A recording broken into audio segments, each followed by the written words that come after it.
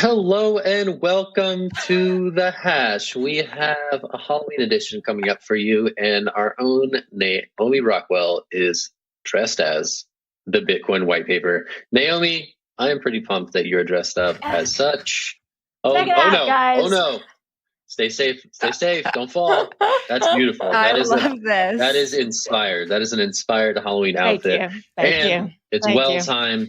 Let's just go straight to you. Talk to us about the white paper. Start us off today. Absolutely. So today we are going to be celebrating the anniversary of the release of the Bitcoin white paper. It doesn't happen for a couple of days. It will be on Sunday. So the same day as Halloween. And this was the day that Satoshi Nakamoto first posted the Bitcoin white paper. Definitely a day we should all be celebrating and maybe dressing up as white papers. So it is the 13th anniversary.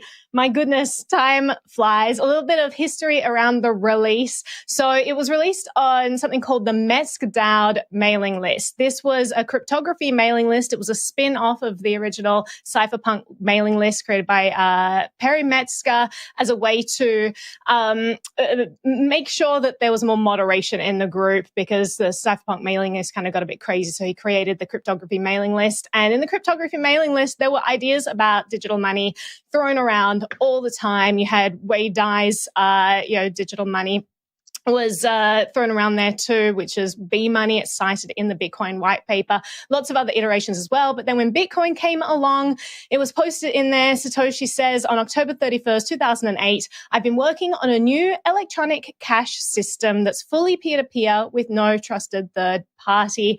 A momentous occasion. From there was a lot of discussion about the Bitcoin white paper until eventually Perry shut down the conversation. It was like, guys, we got to move on. We can't just be talking about this all the time. But obviously from there, lots of people on the mailing list, which was filled with cypherpunks and brilliant coders and visionaries, started to work on this, and it started to gain momentum. And people started to realize that for the first time in history, we perhaps had solved the Byzantine generals problem. How do you get, information shared across a group of people without trusting individuals? And, blockchain technology was what enabled that. So pretty exciting day. If you guys aren't having a celebration on Sunday to celebrate the Bitcoin white paper, what are you even doing with your life? So get to that, celebrate this revolution in financial sovereignty. You guys, I hope that you are all celebrating. Jen, I'm going to throw it to you. You're having a party to celebrate the Bitcoin white paper day, right? Yeah. I'll zoom you into that party, and we will. Thank you. We can. Actually, I prefer the Metaverse. Yeah, let's get to the Metaverse. So create your avatar, meet me in the Metaverse. We'll celebrate. So I just have a question about your costume. Did you make that yourself? I did. Yeah, I made it in 2014 when I was filming a music video, which was a cover of a Taylor Swift song, obviously, 2015, I think. And so I had my friend Josh dress up and wander around New York dressed as a white paper. And he did it because he is just wonderful and delightful and obliges me. So, this is a relic from the past, and it has all of the actual, you got diagrams directly from the paper there. So I love it. It's pretty cool. Yeah. I love it. I mean, so 13 years since the white paper was published. I mean, the white paper was really published after the financial crisis and offered all kinds of solutions to problems that were really real at the time and continue to be real. And so it's just exciting and awesome to see that 13 years later, Bitcoin has come to fruition and it has offered a solution for the people who need it the most. And governments and regulators are paying attention to it, and we are using it to transact. So it's just really exciting. It's funny you brought up the Byzantines general problem. I was thinking, man, we went in 13 years from solving the Byzantines general problem to dog meme coins, and I just love it. I just love what crypto has become. Is what you're saying. So cool. Yeah, just keep getting stronger.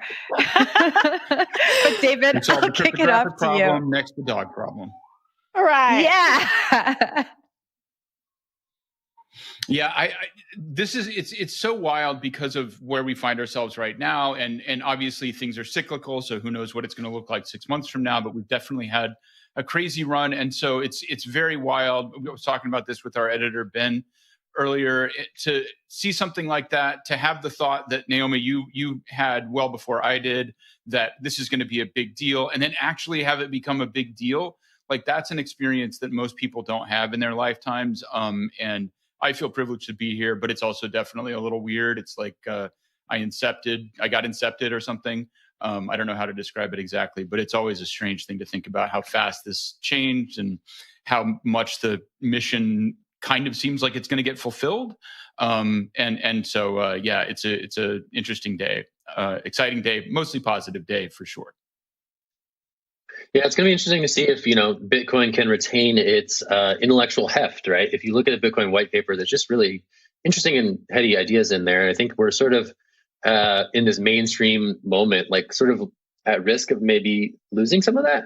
So I think it's going to be interesting to see if like Bitcoin can get through this mainstream moment in a way that is true to its sort of like founding document. And I think that some people are starting to ask that question, right? I mean, I think, Jen, you're right to allude to Shiv mania, right? Like at a time when sort of that, that lottery impulse around some of these crypto assets is raging full steam ahead. Bitcoin can look kind of boring and slow, and for some people that is a feature, but for others, who are slinging dog coins on Robinhood, that can look like a bug. So, it's going to be interesting to see. What Bitcoin looks like. Let's say the 20th anniversary, nice round number there. What the Bitcoin scene is like 20 years from the first publication of the Bitcoin white paper. It's going to be interesting to see. It feels like we're at the very beginning of that mainstreamy moment as everyone hops on this technology. Going to be cool to see if Bitcoin can survive that. Because if necessarily, it's going to look different than what Bitcoin was when it first started. So I think it'll survive. It'll survive. We'll be talking about it from the metaverse. Yeah. Can it survive true to its original ethos? We'll see. All right, let's talk. Yeah. Let's shift gears. Speaking of metaverse, I think, David, Speaking of metaverse, Facebook yesterday announced that they've changed their name to Meta to reflect their metaverse vision. So this was announced at their annual Connect conference. They said they'll have a heightened focus on virtual reality, the metaverse, and NFTs. So I think this isn't a surprise to any of us. We spoke about the 10,000 jobs that Facebook is hiring for in Europe to create this metaverse world. Their name has officially changed, and they have the stock ticker MVRS, which I'm kind of sad about. I'm sad Facebook got the metaverse ticker, but that's just my opinion. Zach, I see you opening your eyes wide when I say that they have the metaverse ticker. What's your take on the story?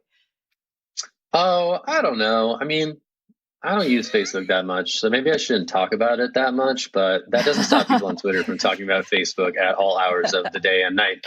So I'll take a hack at it. I mean, clearly I think metaverse ambitions have been there for a bit. It's really funny to see them, double down on that by changing the whole thing to Meta, right? You can't spell metaverse without Meta. So they want to cement their position in that space as this becomes something that people start to reconsider. Hey, wait a minute, maybe I am going to engage in virtual worlds in the near term future.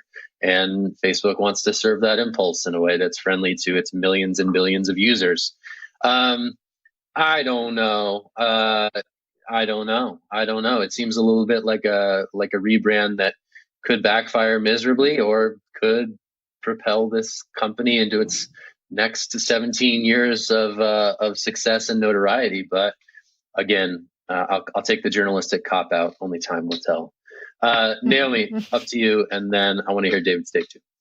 Yeah. So Sean Presser had a good tweet that kind of sums up my take here. He says, how many times has Zuckerberg been wrong about tech trends? I can't think of a single time. He's gotten every major investment correct. This metaverse idea will either be the first major Facebook misstep or it's a future we should embrace sooner than later. Early adopters win. I mean, they hit the nail on the head. Facebook really has done incredibly well. I think a lot of people discount Zuckerberg. They see him as this kind of pasty, nerdy coder guy who's not quite human, and they make fun of him and he's hard to relate to. And so they really discount him. But over and over again, I mean, he's he's been brilliant, and he's built one of the most successful companies in the world. And even when he's made big investment decisions, like when he purchased Instagram for an obscene amount of money, everyone hated on him for it. Everyone was like, this is a really dumb step. This is stupid. This is exorbitantly priced. This is a dumb move. It ended up being such a brilliant move for Facebook. And so I'm looking at the metaverse thing thinking, oh, okay, this thing is coming. Like, we've been hearing about it in the crypto space for years. We've been seeing people, experiment in decentralized metaverses and different iterations for years and years, right? But it hasn't, hasn't gotten traction. It hasn't gotten a lot of steam. It's just, again, a bunch of geeky people kind of playing around in this cool, fun thing that has now been enabled. And now Zuckerberg's coming along and rebranding his entire head company to Meta. So that made me kind of do a double take and be like, oh, this thing is coming sooner than I realized, and it's coming hard. So it's interesting just to keep an eye on this. But as Sean said, this will either be the first big major, Facebook misstep, or that thing is going to be the next big thing. But I'm going to throw it to you, David. So I wore a sweatshirt today, both to celebrate Halloween and to encapsulate my emotional response to this Facebook announcement. Were we all supposed to dress up for our stories today? Shout out to Office Hours and Skinner for capturing my mood today. I think that, Naomi, the tweet is interesting, maybe, but it leaves out two major missteps. And one of them is Facebook's bid to get into crypto with Novi, Libra, whatever, which basically was flubbed on launch so terribly that they had to rename it already. And the second misstep actually was Oculus Rift, the purchase of which formed the basis of this whole idea. They bought Oculus in 2014. They've had real problems getting people to get interested in doing VR, which is what this is about. It's online persistent VR with a social network attached. And there are really strong indications that people just aren't interested in interacting with computers through a pair of goggles on their faces. Zuckerberg even talked during the presentation about how they're going to have to spend a lot of money to make the devices affordable enough to be appealing to people, because people don't want them even now at about $200 a pop. Which obviously is a lot, but it's not insane. And you don't even have early adopters interested in that. And meanwhile, this is all happening in the context of a major investigation into Facebook for some pretty serious misconduct and antisocial behavior. So you have to also keep in mind that this rebrand is definitely intended as a distraction from the broader context. And also, while we're at it, to pile on, Facebook is losing users in the US and Europe at a rapid pace, especially young users. The business itself is in trouble. So this stock pop, I think they got like 5% off of this rebrand, which is not that good so far, by the way. And it all is strategic. And by the way, the metaverse that they're talking about is not the metaverse that we think about as people in crypto. Yes, there's going to be NFTs, but the interoperability, there's not going to be those things. They haven't really laid out the specifics yet, but they are specifically talking about launching a walled garden app store that they can collect fees from the sales of, which means that you are not going to be able to necessarily load in your NFTs from Ethereum free. Like, it's not going to be an open system, I don't think. That's the science so far. Jen, I saw you wanted to chime in if we have time. Naomi, I'm going to let Naomi go first, and then if we have time, I'll jump in. Yeah, a few points. So the Libra experiment was so unbelievably successful that the government was so threatened by it, they immediately shut it down. I don't think that's a misstep from Facebook, so I'll push back against that one. I think that was absolutely the play they should have made. They managed to get a consortium of some incredibly powerful and giant companies on board, but it was the government that was just like, this can never happen. But yeah, they jumped out because the government clamped down on it, because the government said no, there's no way we can have this giant company being involved in cryptocurrency. So, I mean, that is a regulatory play that I wouldn't say that that's a misstep from Facebook at all. But I would also say that this whole whistleblower, I'm never going to use the term whistleblower to refer to this ridiculous nonsense that's coming out from Facebook. It's like being in media and knowing that the entire industry is based on trying to get people riled up and angry. The fact that it's news that Facebook is trying to make money by keeping people engaged on their platform, I think that that's the biggest distraction from the broader context, which is that Facebook is trying to compete with the US dollar currently, and the government is terrified and doing anything it can to just shut down any attempts that Facebook does to move in that direction. But I will throw to you, Jen, for your thoughts. Yeah, I agree with you, Naomi. And I also think this narrative that everyone is using about, Facebook changing its name to Meta because they really just need to rebrand to change perception because of this whistleblower just doesn't align with what's being built. I mean, I don't think they decided to build this platform overnight, and okay, they're changing the name. The whistleblower came out. I just think it's much bigger. And so I just think that narrative is kind of, I don't know. I don't feel like the people who are speaking that really are taking the time to understand that. But David, I get that you understand it. I just don't agree. Fair enough. All right, I'm gonna break it up, guys. Break it up. We're gonna take a break now. We're gonna take a little pause, and then when we get back from the pause, we're gonna talk about a CryptoPunk that appeared to have sold for $500 million, but not really. We'll explain that after the break. Stick with us. It's The Hash. Happy Friday. Happy Halloween. Happy white paper. All right. Happy white paper. So much. When we say we want to reimagine money, it turns out we're going to the heart of the matter. Imagination has always been a key part of what money is. Imagination in the form of cultural creativity is also something that the cryptocurrency community has in spades. And to the outsider, that can be a reason to dismiss it as frivolous, as something built on nothing. To dismiss it for these reasons, though, is to ignore that all money is imagined.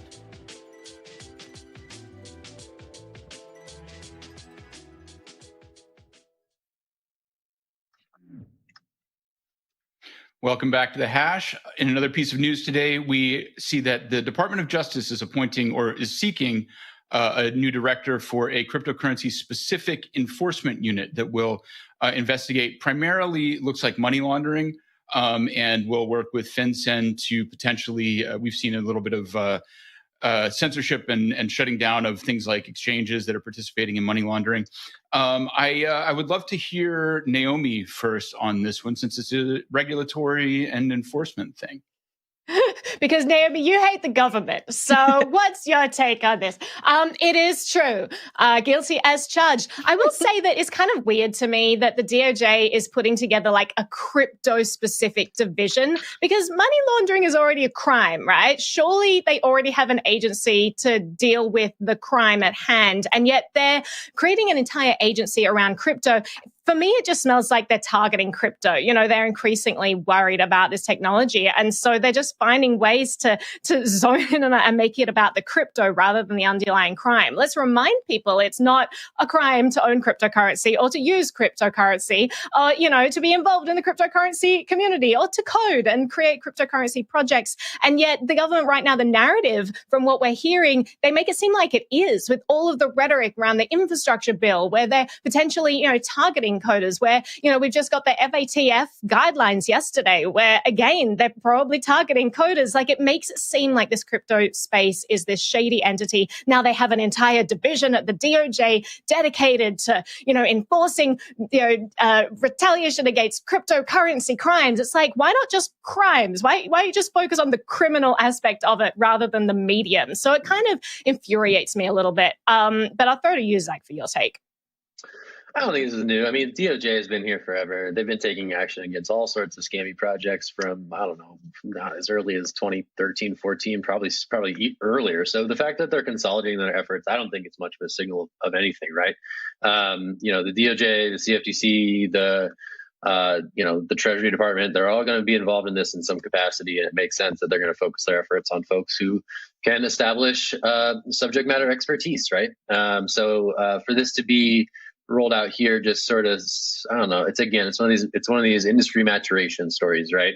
It's been flying on the radar for so long that that's not the case anymore. Can't be ignored anymore. So we're going to have a special unit within the DOJ to focus on this, even though the DOJ has been focusing on this for a long time. You see press releases from the DOJ all the time saying, DOJ settles with crypto scammer XYZ who did XYZ in Ohio, right? These come across our desk with regularity. So the fact that they're sort of coalescing those efforts around a particular unit, not shocking to me. I don't know. That's all I got. Naomi, go for it. Well, I just wanted to add that it's a little more insidious than I think people might realize. Like when the internet came around and people were suddenly like, okay, let's hone in on the internet because that's a tool for crimes. I mean, last year we had the Congress pass as part of the NDAA, the National Cyber Director Act, which basically instituted a cyber czar. No one was talking about it. I think Thomas Massie was like the only person who voted against it. And, he has an unspecified budget. He has a department of at least, 75 people who will be unelected bureaucrats that will remain in power regardless of who is elected into office. So when you have these type of divisions created, it's more than just, getting people together with certain expertise. It ends up being kind of a blank slate, a blank check for them to enforce all kinds of action against this particular tool. And the tool itself is neutral, right? So it just bothers me when they're focusing on the tool and not the criminal aspect of it. So I did just want to mention that, but I'll throw back to you, David. So I'll make one point, which is that I agree with you for the most part, Naomi. I will say I have a certain grudging acceptance of this relative to the alternative, which is, regulation and crackdowns and enforcement from the SEC or the CFTC.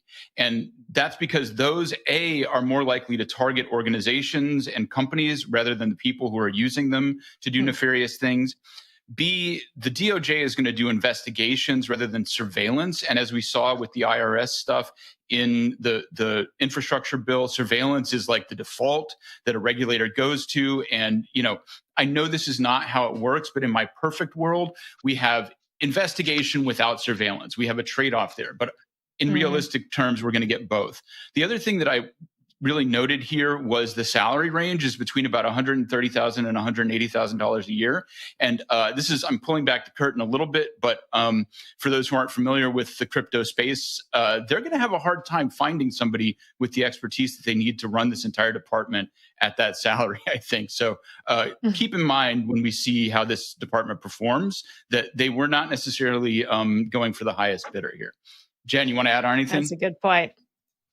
I thought the same thing when I saw the salary. I was like, I don't know anyone with the kind of knowledge that you would need to lead this department that would do that for that salary. So good luck to them. But that maybe also indicates the type of person that they're going to get for this role. Maybe it's not going to be the type of person who we want to lead a department like this. So we'll just have to see who takes the position. But Naomi, I agreed a lot with your initial take on the story. It made me think about all the conversations we've had about ransomware. The focus is always on crypto and how it's being used as a tool in these illegal activities and not really on the illegal activities. And so I would love for the narrative to go back to the actual activity that's happening and not the tools that are being used, because at the end of the day, just fiat currency can also be used in all of these crimes. And we're not talking about that.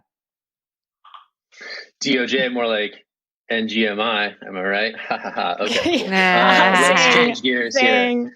Thanks. Thank you, David. Yes, got it. All right, sweet. Nailed it. All right, cool. My story. We're going to the land of the D-Gens. Come with me to the land of the D-Gens. This happened around 8:00 last night Eastern time. Just a fantastic piece of infrastructure in the crypto world is CryptoPunks bot. If you're not already seeing that in your Twitter feed, go ahead and check that out.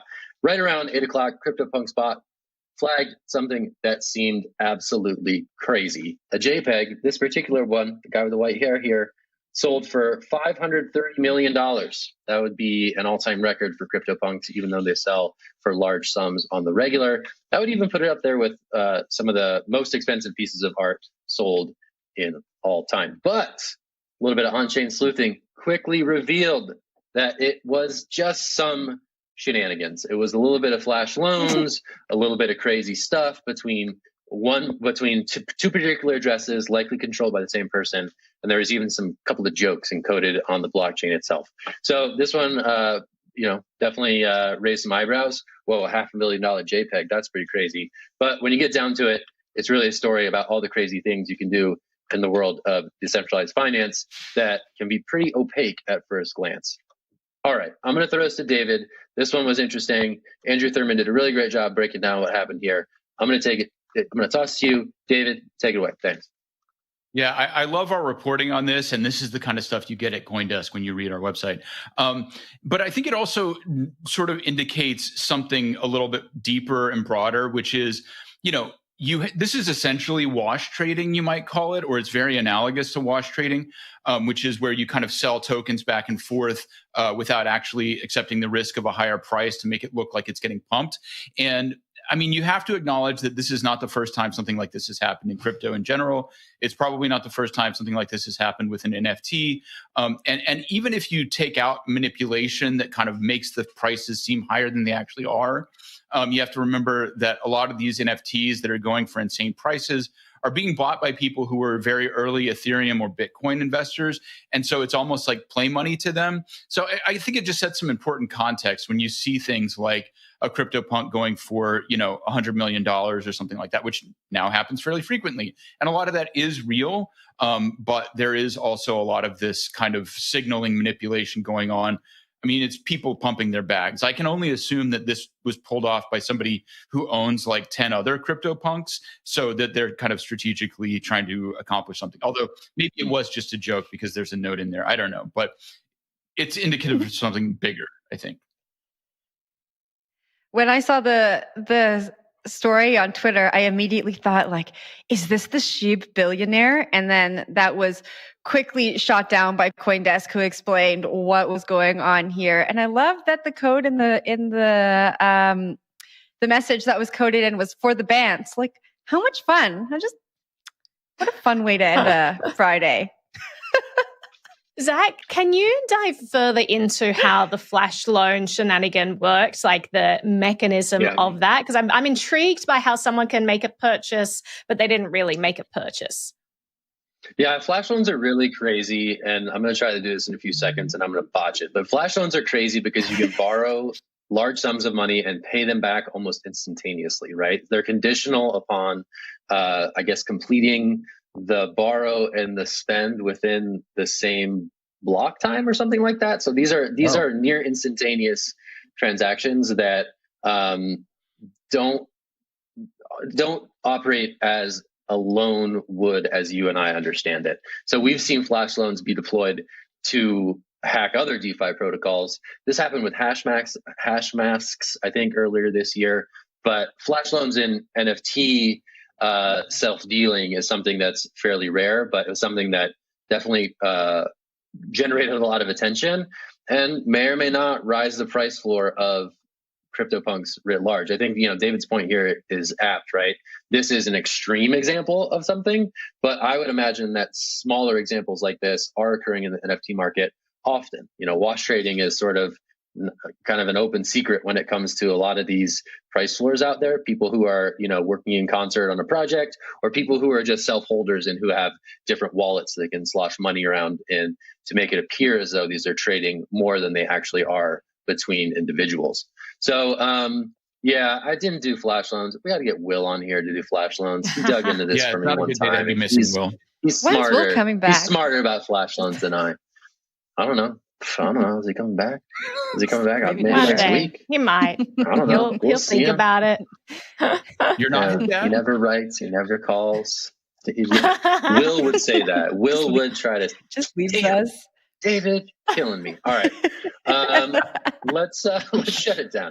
Let's go away from the hash. Let's go into the weekend within a few hours. Bitcoin White Paper Day. Go celebrate. Happy Bitcoin White Paper. Yeah, if you haven't, go look up the Bitcoin White Paper and give it a read. A peer-to-peer electronic cash system. It's short. How far we have come an easy read. In near 13 years. It is indeed. All right, so thanks so much. I'm Zach Seward. We got David Morris. We got Naomi Rockwell. We got Jen Sanazzi on the show today. We hope you have a great weekend, and we'll be back on Monday to talk more. Happy Halloween. All right. See you then. Bye.